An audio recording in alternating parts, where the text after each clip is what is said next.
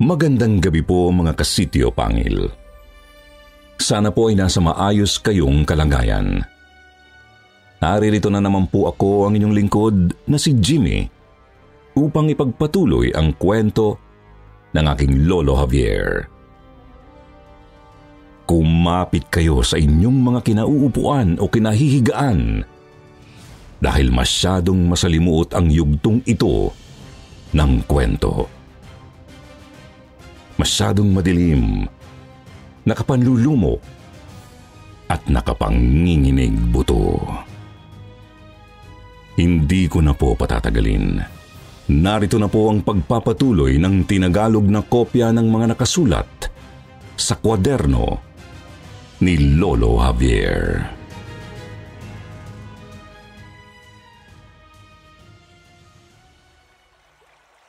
Natagpuan ko ang sarili sa bangkang nasa ilog.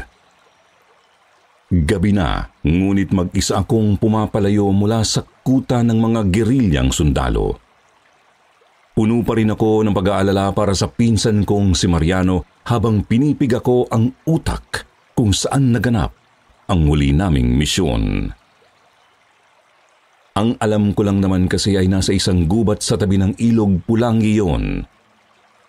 Pero hindi ko matandaan kung saan mismo sa kahabaan ng ilog. Bilog na buwan lang ang tanglaw ko. Alerto ang mga mata upang hindi sumalpok ang bangka sa malalaking bato o sa pampang ng ilog. Hinahaplos ang habak na nakatali sa baywang ko habang sumasabay sa daloy ng tubig ang sinasakyan. Naisip kong sa tabi nga rin pala ng ilog ako nakita ni Kaindong. Naghihingalo na raw talaga ako noon dahil sa malalaking mga sugat at sa tubig na nakapasok sa baga. Mabuti na lang talaga at nagising pa ako makalipas ang ilang araw kahit palyado ang alaala. Napagtanto kong malamang malapit lang sa baryo ni Kaindong ang gubat na yon. Garantisado naman kasing ikakamatay ko kung napakalayo ng pagkakaanod sa akin. Subalit, tandaang hindi ugali ng mga aswang na salakay ng mga lugar na malapit lang sa mismo nilang pugad. Ibig sabihin, kailangan ay may sapat ding layo mula sa baryo ang tutumbukin ko. Sinasalanta kasi ng mga aswang ang baryo ni Kaindong, kaya malabong katabi lang noon ang pugad ng mga demonyo.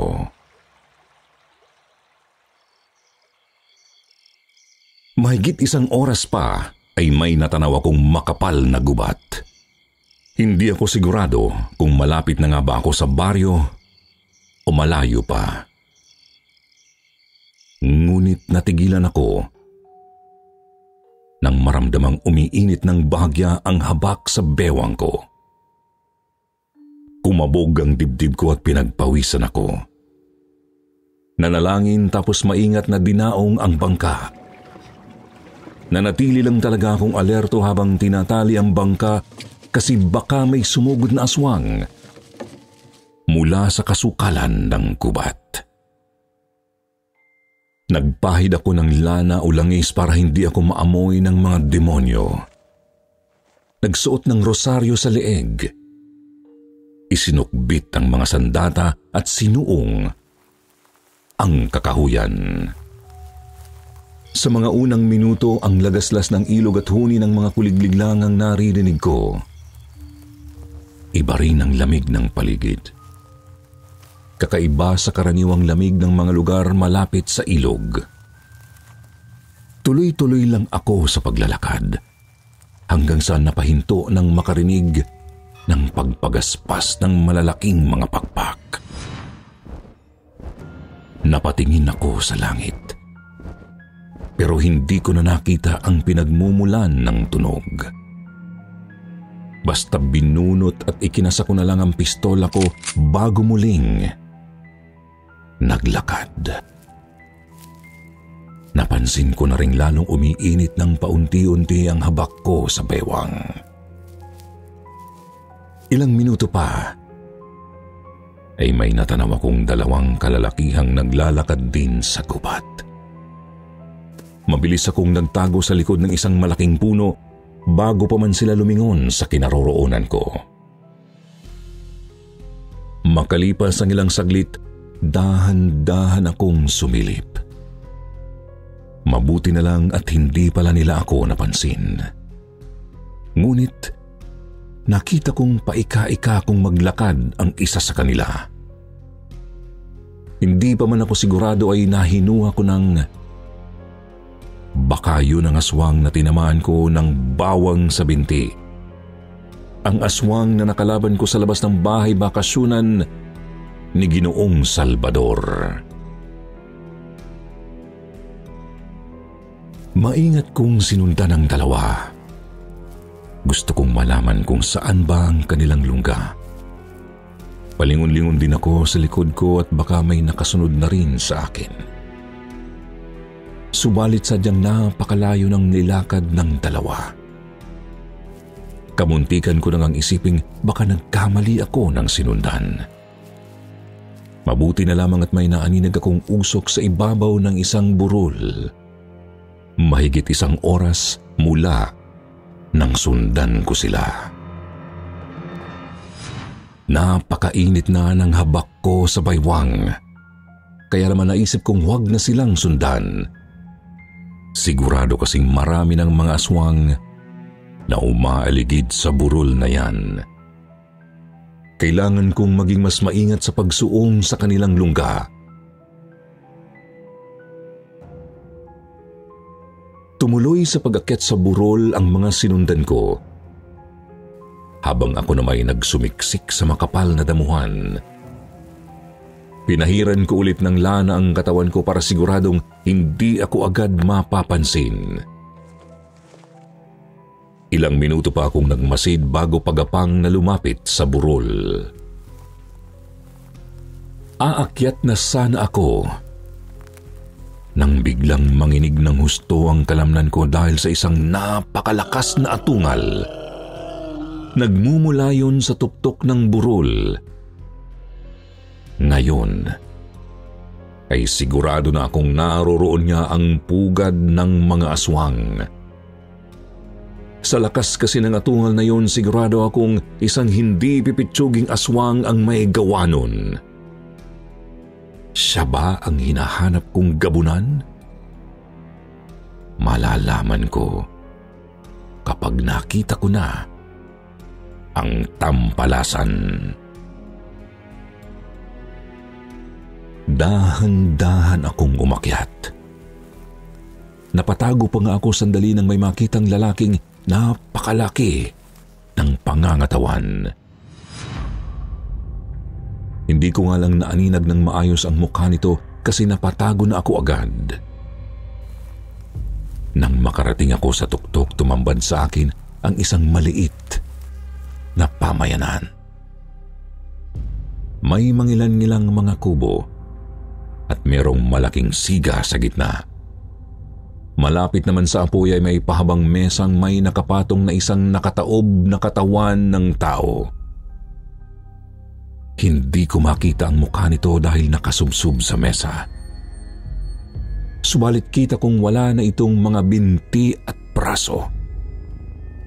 Tapos naglalawa ang dugo mula sa napailalimang dibdib at tiyan. Nakatayo rin sa tabi ng mesa ang isang lalaking nakabako na sa katandaan.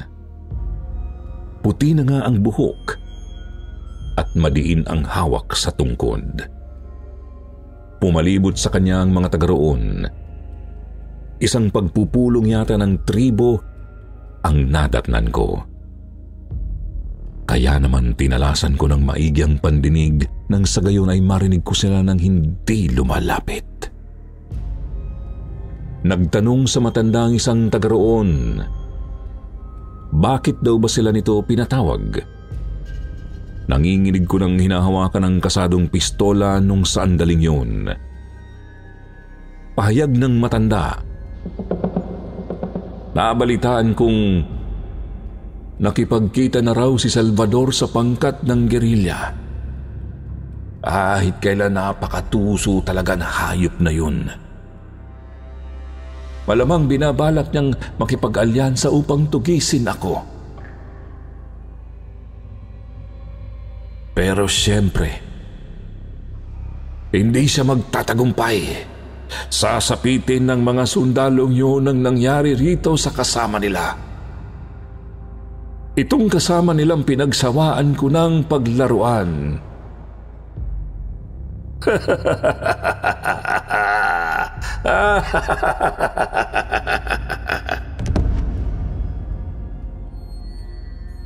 Pakiramdam ko ay hinambalos ako ng troso sa narinig.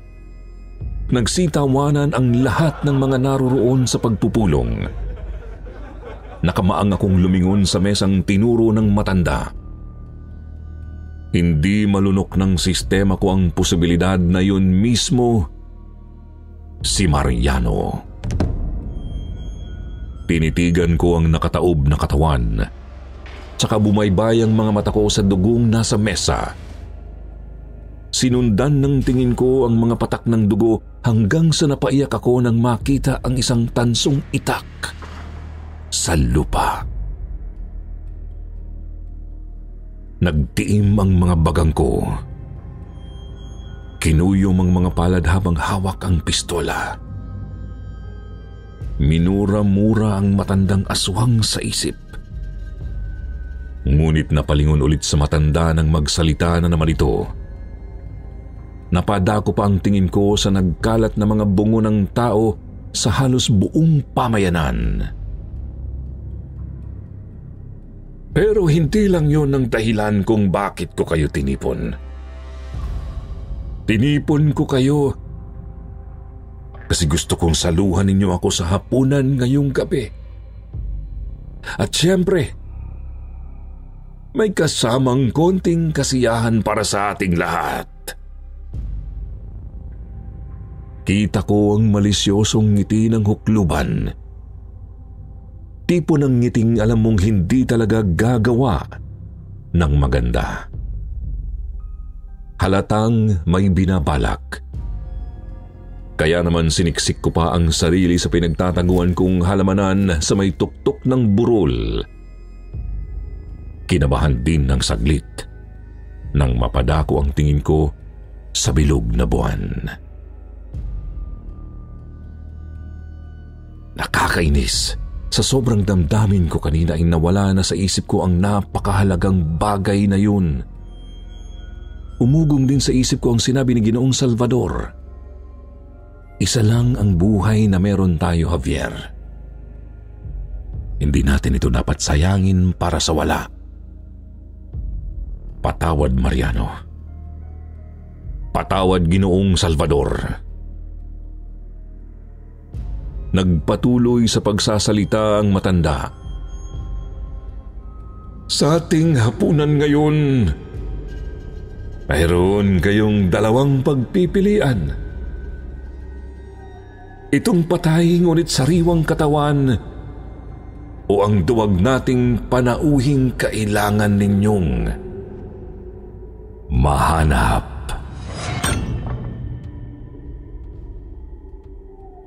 Nalintikan na talaga. Nagpahid naman ako ng lana eh.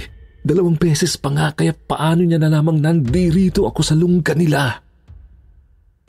Wala ba talagang talab sa kanya ang mga pangontra sa aswang? Yan pa ang kapangyarihan ng isang gabunan? Napalitan ng mga pag-angil at ungol ang tawanan ng mga taga roon. Merong nanggagaling doon sa pagtitipon, ngunit meron ding mula sa bandang ibaba ng burol. Halatang nakakalat sa buong paligid ang mga tampalasan, kaya't hindi talaga magiging madali ang pagtakas ko sa impyernong ito. Mabilisan akong sumilip sa baybawi agad ng paningin. Mahirap na. Mahirap na kasit baka mapansin pa nila ako. Gayunpaman, nakita kong nagbago na nga ng anyo ang mga aswang. Nakumpirma kong ang lalaking paika-ika kong maglakad ay ang parehong aswang na nakalaban ko noong nakaraan. Nakumpirma ko ring isang ang gabunan ang matandang nakabako. Itim na itim ang balat na sumasalungat sa kulay ng napakaputing buhok. Higit sa lahat, sumakit ding bigla ang ulo ko nang maalalang yun mismo ang aswang na gumapi sa aming pangkat. Nagpupuyos na ako sa galit pero kailangan kong huminahon. Napakarami nila. Garantisado ang kamatayan ko kapag nahanap nila ako. Pero hindi rin pwedeng wala akong gawin sa pinagtataguan ko, lalo't alam kong batid ng gabunan kung nasaan ako. Pasalamat lang talaga ako't naisipan ng matandang paglaruan ako bago kainin. Kaya hindi pa niya sinasabi sa kanyang mga alagad ang kinaroroonan ko. Tumingin ako sa likod ko. Doon sa bandang paibabang bahagi ng burol, kita kong konti lang ang mga aswang na gumagala roon. Ngunit palagay ko, kailangan kong mag-ingat sa nakita ko kaninang malaki ang pangangatawan. Hindi ko sigurado kung bakit pero pakiramdam ko ay hindi rin pangkaraniwan ang isang yun. Hinawakan ko ang baril ko. Tinignan sa isa pang pagkakataon ang pababang bahagi. Nang makitang wala ng aswang na naroroon ay bigla kong lumundag at nagpadausdos sa mga damo. Dinig ko ang pag-angil ng mga aswang sa tuktok ng burol. Huminto ako saglit sa nakaharang na puno sa dadaanan ko. Tapos ay nagpaputok ng 2 beses sa mga humahabol. May pangontra ang mga balang yon kaya't agad naabo ang mga babababang uri ng aswang na tinamaan sa kani-kanilang ulo. Bumuelo ako ulit sa paligid ng puno at muli na namang nagpadaus-dos. Nakapagpaputok pa ako ng 3 beses nang may mapansing papalapit sa bandang gilid. Nakita ko ring sumilip ang gabunan mula sa tuktok. Agad ko rin itong pinaputukan. Dumaing ito ngunit halatang hindi ko napinsala. Nagpatuloy pa ako sa pagdaus-dos. Ilang saglit pa biglang lumantad ang isang napakalaking aswang mula sa pagkakatago. Hindi na ako nakailag nang mabilis niya akong sinipa sa tagiliran. Nagpagulong-gulong ako diretso sa may paanan ng burol, saka pinilit ang sariling bumangon. Tinutok ang baril sa papalapit na malaking aswang at agad nagpaputok ng 2 beses. Nakailag ito. Naubos na ang bala ko kaya nagpalit ako. Nang magtaas ako ng tingin ay papalapit na naman ang malaking halimaw sa akin. Binunot ko ang itak na tanso, saka pinansalag ko sa kanyang mga kuko ang talim. Napadaing ang halimaw nang maputol ko ang isa niyang daliri. Doon ko napansin sa ilalim ng maliwanag na buwan na nakasuot pala ito ng pantalon ng sundalong Hapon. Isang sundalong gerilya? Pero aswang? Teka, hindi maaari. Sargento? Sargento Miguel, totoo ba? Tumilapon ako matapos niyang tadyakan. Hindi ko manguya ang alaalang biglang sumambulat sa akin tungkol sa pinuno ng maliit naming pangkat. Nabitawan ko ang itak ngunit naitutok ko naman sa kanya ang pistola ko bago pa siya makalapit. Subalit hindi ko magawang kalabitin ang gatilyo.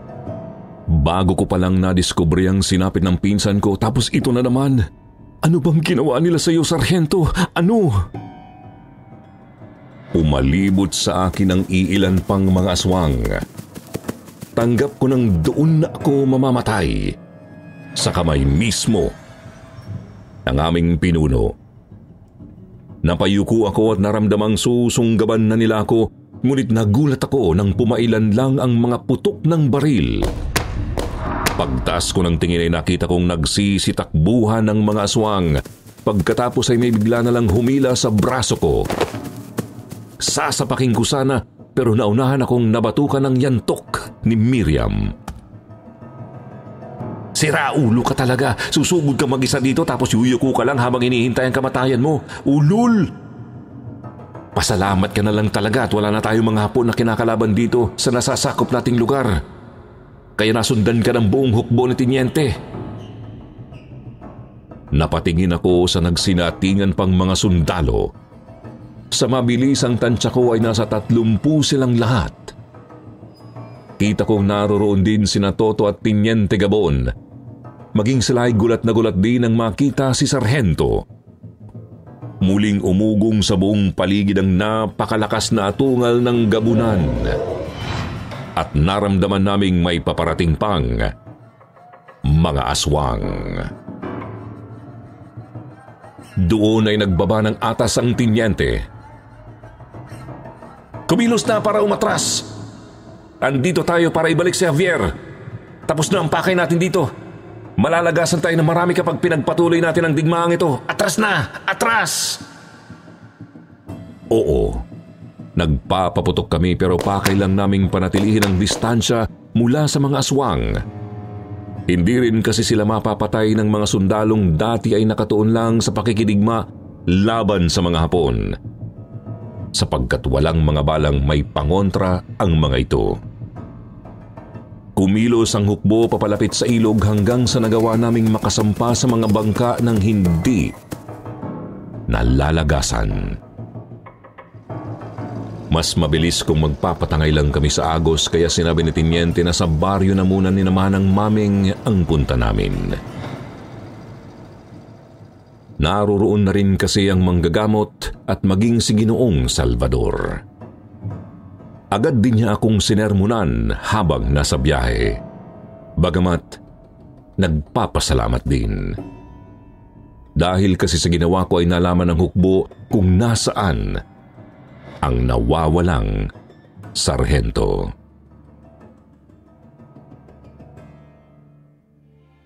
Tinanong ako ni Toto kung nahanap ko raw ba si Mariano.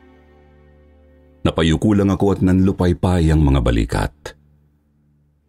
Dinig kong napabuntong hininga si Miriam. Inulit ni Toto ang tanong, kaya't maluha-luha kong kinuwento ang lahat. Sinabi kong nakita ko nga ang gabunan at natagpuan ko ang katawan ni Mariano. Nangangatal kong sinabi kung ano na ang kalagayan ng pinsan ko. Napaiyak si Miriam. Napasapak sa dibdib ang Tiniente. Si Toto naman ay saglit na humiyaw sa kawalan. Tinapik ako sa balikat ni Ginoong Salvador na katabi ko noon. Napalingon ako sa kanya at naalala ang iba pang mga sinabi ng demonyo. Mangiyak-ngiyak kong salaysay. Ginoong Salvador, sa palagay ko yun din ang mismong gabunan na pumatay kay Isabel. Kilala po niya kayo eh. Minamanmanan niya kayo. Binunyag niya sa tribo nila na nalaman niyang pumunta kayo sa kuta. Alam kong minamatyagan niya ako, iho. Nasa akin ang itim na bato eh. Kaya nga naghahanap ako ng mga dagdag kakampi. Alam ko kasing hindi namin kakayanin ni Gaspar kapag kumilos na ang huklubang yon.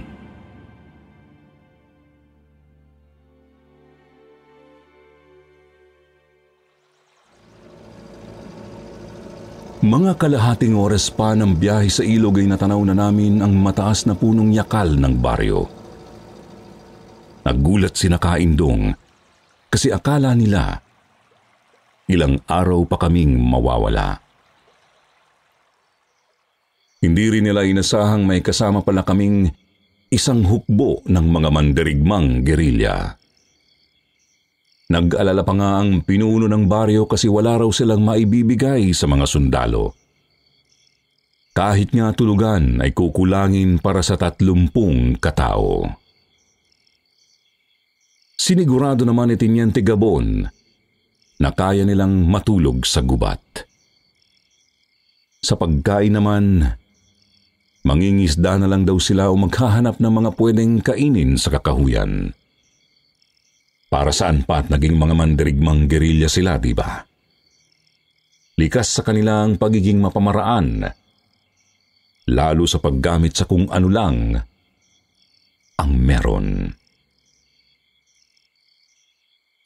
Ako naman ay inaya ni Kaindong para mag-usap sa kanyang bahay. Gusto raw kasi niyang malaman kung kumusta na ako, lalo na ang takbo ng mga alaala ko. Mga bagay na isinalaysay ko naman sa kanya. Javier, anak. Masaya akong marami nang bumabalik sa mga alaala mo. Tinuring kitang tunay kong anak eh. Ang panalangin ko na lang, sana maging handa ka kung ano man ang buhay na naghihintay sa'yo. Huwag mo nang ulitin ang pinakamaling ginawa mo kanina. Tandaan mong mahal ka ng mga kaibigan mo, gaya ng pagmamahal mo sa kanila. Siguro nga isa kang manunugis ng aswang, pero sana matutuhan mo rin kung paano maging isang bantay.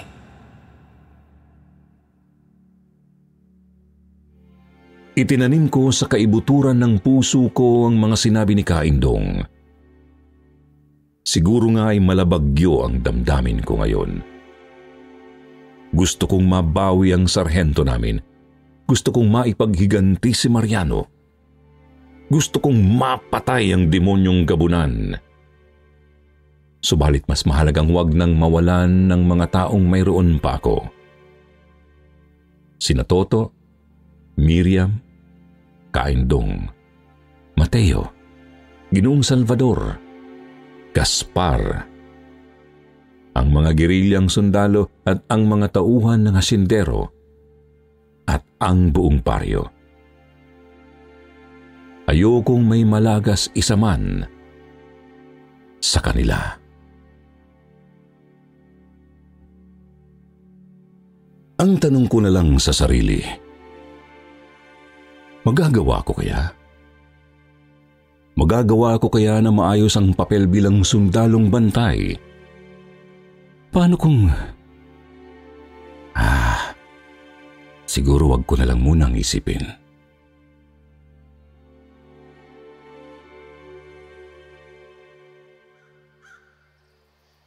Payapang gumulong ang sumunod na mga araw. Hinati ni Teniente Gabon ang hukbo sa dalawa.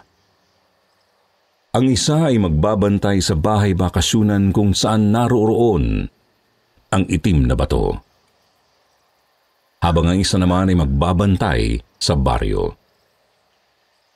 Sumailalim din sa matinding pangsundalong pagsasanay ang mga tauhan ni Ginoong Salvador, maging ang ilang mga taga-baryo.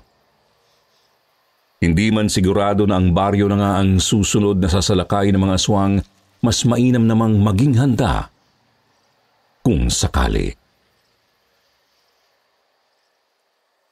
Teniente, alam mo, minsan naiisip kong marami na yata akong naaabala sa kagustuhan kong makapaghiganti. Eto nga ngayon, maging ang baryo posibleng madamay kasi nasa malapit ang bato.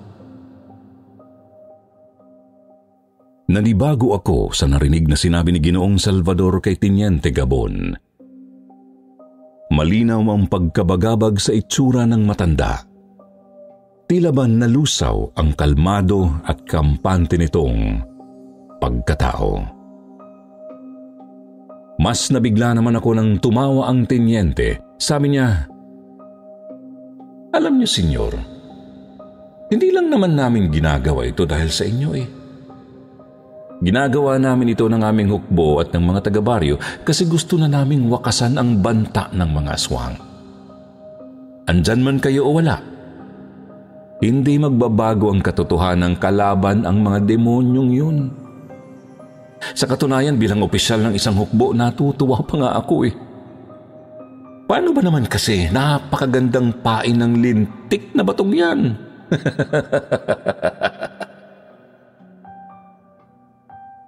Oo, nakakatawa kong iisipin.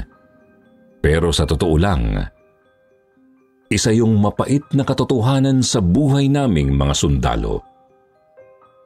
Kasabay ng mismong sandali na sumumpa kang maging isang mandirigma, inilagay mo na ang iyong isang paa sa hukay. Hukay na maaari kang lamunin anumang oras.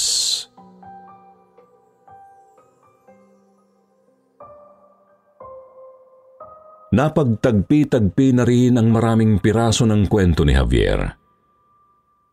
Nanumbalik na ang malaking bahagi ng kanyang alaala at mas nakilala na natin ang hasyendero. Maging ang karimlang kayang idulot ng pinuno ng mga aswang ay atin nang nasaksihan. Ngayon ay ito na lamang ang natitirang katanungang kailangang masagot. Paano kaya magwawakas ang digmaan laban sa mga aswang? Ito ang yugto ng salaysay na hindi mo maaaring palampasin. Ang pagtatapos ng kwento ni Javier, ang Sundalong Bantay, dito lamang sa Sitio Pangil.